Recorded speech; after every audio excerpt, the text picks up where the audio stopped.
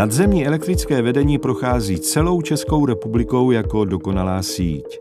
Bohužel, každý rok dochází k fatálním nehodám přímo spojeným s nevhodným chováním v ochranných pásmech tohoto vedení. Škody na strojích i na elektrickém vedení jdou do milionů korun. Navíc přicházejí o život i lidé. Možná si jen neuvědomili, že elektřina není vidět a že objekt pod proudem sice vypadá bezpečně, ale může zabíjet. Proto vám nyní chceme ukázat, jak se zachovat ve chvíli, kdy k nehodě dojde.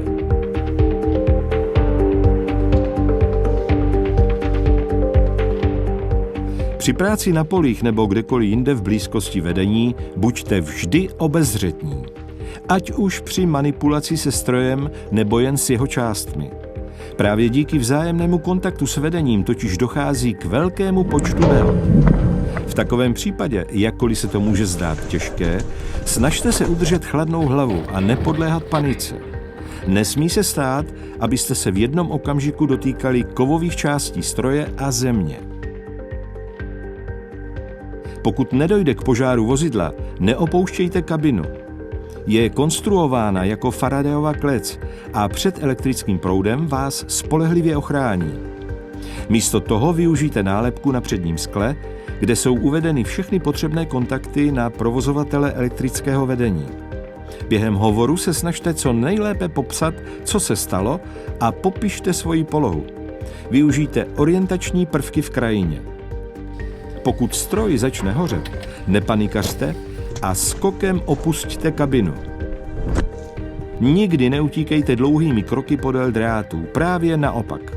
Krátkými kroky odcházejte kolmo od vedení. Jste-li pouhým svědkem, rozhodně se k místu nehody nepřibližujte a zůstaňte v dostatečné vzdálenosti. Místo může být stále pod proudem, nebo ho distribuční zařízení může opět automaticky zapnout. Raději zavolejte na číslo 112, což je integrovaný záchranný systém, nebo použijte mobilní aplikaci Záchranka. Tam vás mohou také instruovat při poskytnutí první pomoci. Volejte i poruchovou službu příslušného provozovatele elektrického zařízení, ať už půjde o ČEPS, ČEZ, PRE nebo E.ON.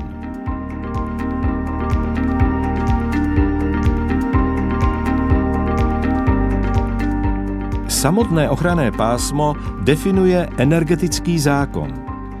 V případě elektrického vedení jde o prostor v jeho bezprostřední blízkosti, určený k zajištění jeho bezproblémového provozu a k ochraně života, zdraví a majetku osob. Šířka ochranného pásma je různá, a to až 25 metrů v závislosti na velikosti napětí. Tato vzdálenost je vždy měřena od krajních vodičů na obě strany vedení. Výška takového prostoru je pak stejná jako výška sloupu vedení. Důležité je si tedy uvědomit, že ochranné pásmo není jen na povrchu, ale i pod zemí a nad zemí. Předtím, než v ochranném pásmu zahájíte jakoukoliv činnost, musíte si od správce zajistit sdělení o existenci sítí, souhlas s činností v ochranném pásmu a případně také vytyčení podzemních sítí. Navíc byste měli být poučeni o možných rizicích a způsobech, jak se jim vyhnout. Pokud pro vás bude cokoliv nejasné, raději se ptejte.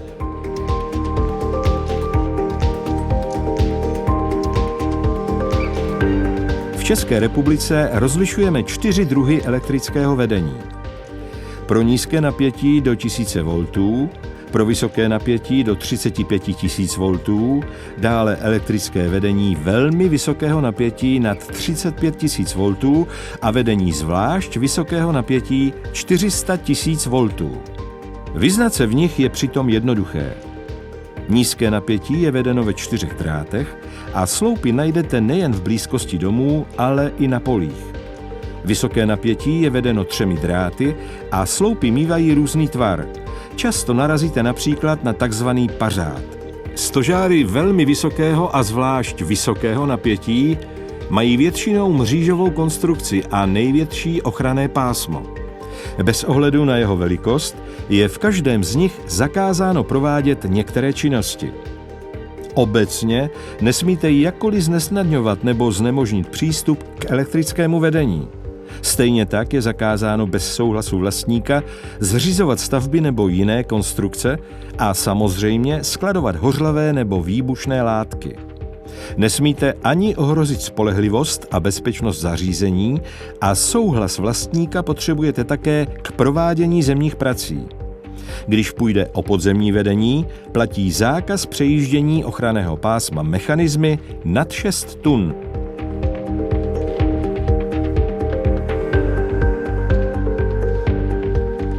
Zjednodušeně platí, že minimální výška vodičů nad volným terénem je 6 metrů.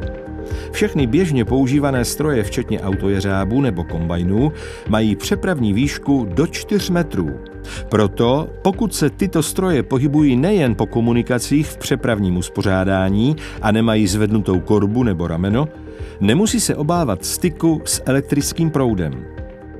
Zároveň existuje minimální bezpečná vzdálenost od vodičů, která činí od 1 metru v případě vedení do 1000 V až po 5 metrů u vedení nad 220 000 V. Nejčastěji dochází k nehodám právě v okolí sloupů vysokého napětí, které poznáte podle 3 drátů. Riziko představuje také indukce. V blízkosti vedení vysokého a velmi vysokého napětí by se stroje měly vždy pohybovat kolmo na dráty. Jinak hrozí přeskok napětí do kovových částí stroje.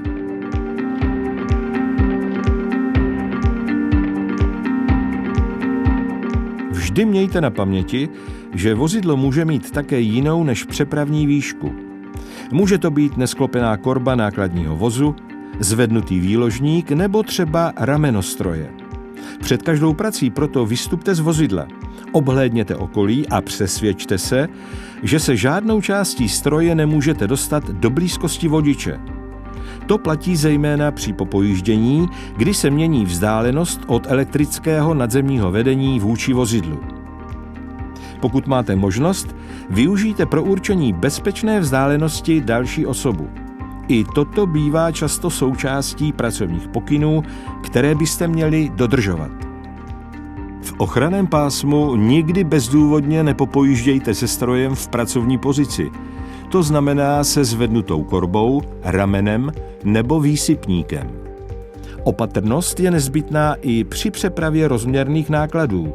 Tu musíte mít s provozovatelem vedení předem schválenou. S ohledem na svůj náklad si hlavně na silnicích nižší třídy všímejte vodičů nad komunikací.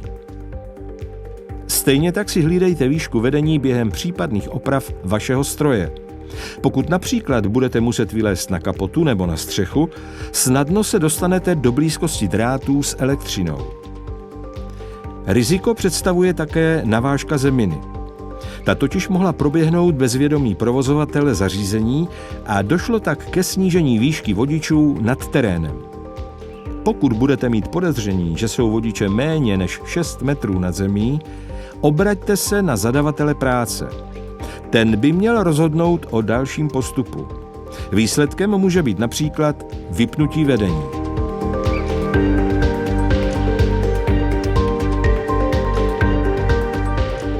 K poškození sloupů a stožárů dochází často během zemědělských prací. Mnoho řidičů si totiž neuvědomuje, že podzemní část podpěrného bodu a jeho základů je vždy větší než nadzemní. K narušení stability může dojít typicky při orání. V případě jakéhokoliv poškození elektrického zařízení kontaktujte poruchovou linku příslušného provozovatele.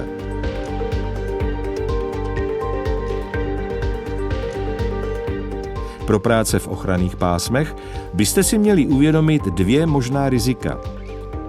V první řadě najetí i na malou nerovnost má za následek podstatně větší výkyv na konci mechanismu, například ramena nebo výložníku. A v druhé řadě musíte počítat s celým pracovním prostorem stroje. To znamená počítat i s těmi částmi, které během své práce přímo nevidíte. Pomalu se blížíme ke konci a z celého videa byste si měli odnést několik zásadních věcí. Tou nejdůležitější je skutečnost, že elektřina není vidět ani cítit. právě to představuje velké riziko. Jakoukoliv práci v ochranných pásmech provádějte vždy soustředěně. A pokud pracujete se stroji, vždy se zaměřte nejen na prostor kolem něj, ale také nad ním.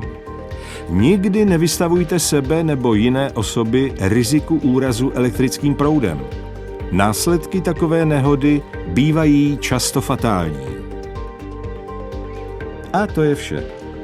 Věříme, že nyní zvládnete práci poblíž elektrických vedení bez nehody a ze všech svých cest se bezpečně vrátíte domů.